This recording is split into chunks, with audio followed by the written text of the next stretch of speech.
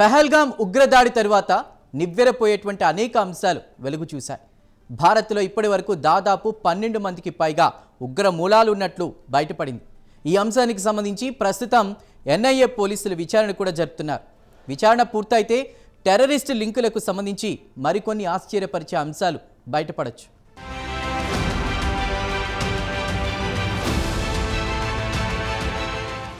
జ్యోతి మల్హోత్రా పహల్గామ్ ఉగ్రదాడి తర్వాత తెరమీదికొచ్చిన పేరు. హర్యానాకు చెందిన జ్యోతి మల్హోత్రా మౌలికంగా ఓ యూట్యూబర్. ట్రావెల్ విత్ జో పేరుతో కొంతకాలంగా ఆమె ఓ యూట్యూబ్ నడుపుతోంది. అయితే పహల్గామ్ ఉగ్రదాడి తర్వాత జ్యోతి మల్హోత్రాకు సంబంధించి అనేక ఆశ్చర్యపరిచే అంశాలు వెలుగు చూశాయి.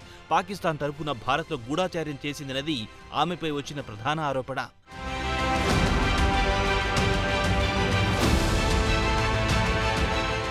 అయితే ఉగ్రదాడికి ముందే దాదాపు 3 సార్లు ఆమె పహల్గామ్ ప్రాంతానికి వెళ్లినట్టు పోలీసులకు స్పష్టమైన సమాచారం అందింది. అంతేకాదు పహల్గామ్ భౌగోళిక పరిస్థితులను వివరించే ఓ వీడియోను కూడా తయారు చేసి పాకిస్తాన్కు జ్యోతి మల్హోత్రా అందజేసినట్టు వెల్లడైంది. వీటన్నిటితో పాటు పహల్గామ్ దాడికి ముందు పాకిస్తాన్కు అలాగే చైనాకు ఆమె వెళ్లినట్టు దర్యాప్తులో వెల్లడైంది. ఈ నేపథ్యంలో పహల్గామ్లో పాకిస్తాన్ ప్రేరేపిత ఉగ్రవాదులు దాడి జరపబోతున్నట్టు ఆమెకు ముందే తెలిసిందా అనే ప్రశ్నలు తెరమీదికొచ్చాయి.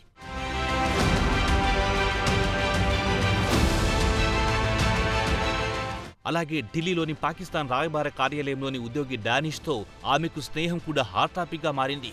2023లో పాకిస్తాన్కు వెళ్లినప్పుడు జ్యోతి మల్హోత్రాకు డానిష్తో తొలిసారి పరిచయం అయినట్టు ఒక సమాచారం. ఈ నేపథ్యంలో జ్యోతి మల్హోత్రాను డానిష్ ట్రాప్ చేసినట్లు పోలీస్ వర్గాల కథనం. అయితే పహల్గామ్ దాడి తర్వాత కూడా డానిష్తో జ్యోతి మల్హోత్రా టచ్లో ఉన్నట్టు పోలీస్ వర్గాల సమాచారం. వీటన్నింటికి మించి డానిష్ సూచన మేరకు అలీ హన్సన్ అనే వ్యక్తిని జ్యోతి మల్హోత్రా కలిసినట్టు పోలీసుల దర్యాప్తులో వెల్లడైంది. దీంతో భారతదేశానికి చెందిన అత్యంత కీలకమైన సమాచారాన్ని పాకిస్తాన్ నిఘా రక్షణ విభాగాలకు చెందిన వారికి ఈమె అందించినట్టు పోలీసులు ఆరోపిస్తున్నారు.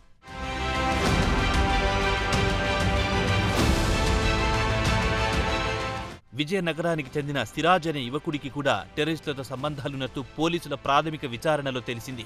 సిరాజ్ది పోలీస్ కుటుంబ నేపథ్యం. సిరాజ్ తండ్రి అలాగే సోదరుడు ప్రస్తుతం పోలీస్ డిపార్ట్మెంట్లోనే ఉద్యోగాలు చేస్తున్నారు. విజయనగరంతో పాటు హైదరాబాద్లోని పలు ప్రాంతాల్లో మత విద్వేషాలు రెచ్చగొట్టేలా పెద్ద ఎత్తున దాడులు చేయడానికి సిరాజ్ కుట్ర పన్నినట్లు ఆరోపణలొచ్చాయి. ఆరోపణలు రావడమే కాదు, ఇందుకు సంబంధించి పోలీసుల దగ్గర కొన్ని ఆధారాలు కూడా ఉన్నాయి.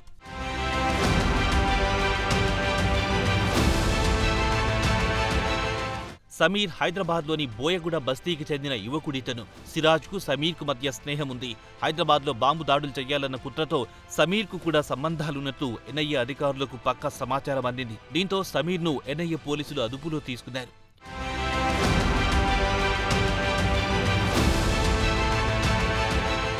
కాగా ఉగ్రవాద లింకుల ఎపిసోడ్లో వెలుగు చూసిన మరో పేరు భయ్యా సన్నీ యాదవ్. ఇతను సొంతూరు తెలంగాణలోని సూర్యాపేట జిల్లా నూతనకల్. సన్నీ యాదవ్ బేసికల్గా ఓ బైక్ రైడర్. 2016 నుంచి బ్లాక్ రైడింగ్ పై ఆసక్తి పెంచుకున్నాడు. దేశంలోని వివిధ ప్రాంతాలకు బైక్ రైడింగ్లు చేసేవాడు. అక్కడి వీడియోలను యూట్యూబ్లో పోస్ట్ చేసేవాడు. 2019లో లడాఖ్కు బైక్పై యాత్ర చేశాడు. లడాఖ్ యాత్రకు సంబంధించిన వీడియో వైరల్ అయ్యింది. దీంతో సన్నీ యాదవ్ సబ్స్క్రైబర్ల సంఖ్య 3 లక్షలకు చేరింది. ఆ తర్వాత సన్నీ యాదవ్ పూర్తి స్థాయి వ్లాగర్గా మారాడు. 2019లో తొలిసారి నేపాల్కు విదేశీ యాత్ర చేశాడు. ఆ తర్వాత దుబాయ్కి వెళ్ళాడు. దుబాయ్ నుంచి పాకిస్తాన్కు వెళ్ళాడు. జ్యోతి మల్హోత్రాతో కూడా సన్నీ యాదవ్కు పరిచయాలున్నట్టు దర్యాప్తు సంస్థలకు స్పష్టమైన సమాచారం అందింది.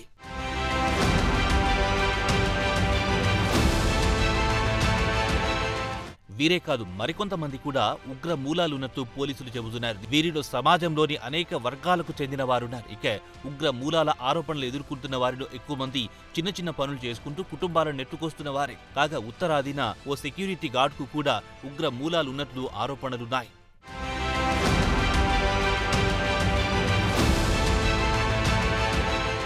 స్లీపర్ సెల్స్ ఉగ్రవాద సంస్థలు విస్తరించడానికి వీరెంతో కీలకం. స్లీపర్ సెల్ అంటే ఒక సమూహం లేదా వ్యక్తుల బృందం.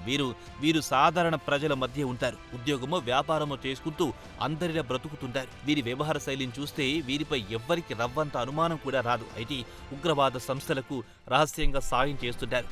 ఉగ్రవాద సంస్థలు అడిగితే వారికి అవసరమైన సమాచారం అందిస్తూ ఉంటారు. సహజంగా స్లీపర్ సెల్ సభ్యులు ఉగ్రవాదుల యాక్షన్ టీంలకు దూరంగా ఉంటారు. అయితే సామాన్య ప్రజల్లోనే ఉండి ఉగ్రవాద సంస్థలకు తమ లక్ష్యాలను సాధించడానికి స్లీపర్ సెల్ సభ్యులు సాయం చేస్తుంటాయి. ఏదేమైనా ఉగ్రవాదం ప్రపంచ శాంతికి పెను ముప్పుగా మారింది. ఉగ్రవాద మూలాలను చివరంటూ తొలగించాల్సిందే. ఇందులో రెండో అభిప్రాయమే లేదు.